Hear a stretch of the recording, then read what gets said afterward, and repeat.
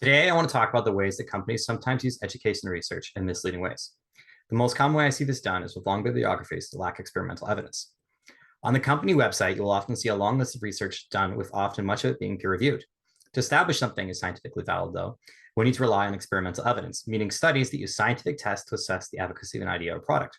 However, companies will often list theoretical papers, survey papers, and non-experimental case study papers as substitutes. So given a long peer-reviewed bibliography that makes it appear that the product is evidence-based, while not actually presenting any scientific evidence for the product's efficacy.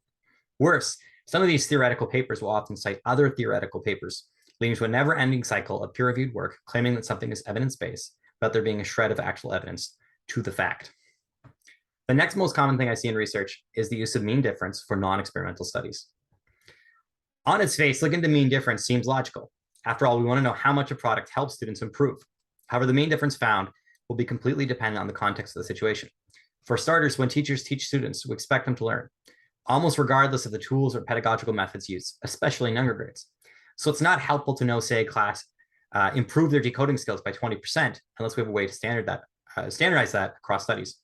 For example, there's a big difference between students improving their decoding skills by 20% in 1 month, opposed to, say, over 2 years.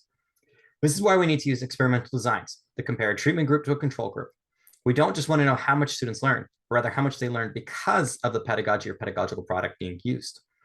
Moreover, this is why we use effect size calculations to better standardize these results over different research contexts.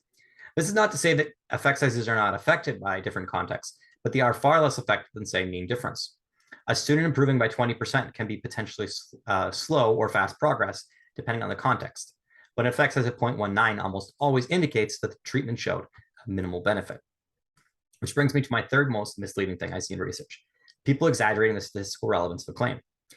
Organizations and study authors often want to put a positive spin on the research, even when the results are not truly positive.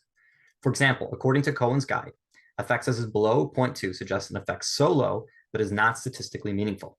However, earlier this year, Fontes and Pinnell pointed to SRS research on LOI showing an effect size of 0.14 as strong evidence for their product's efficacy.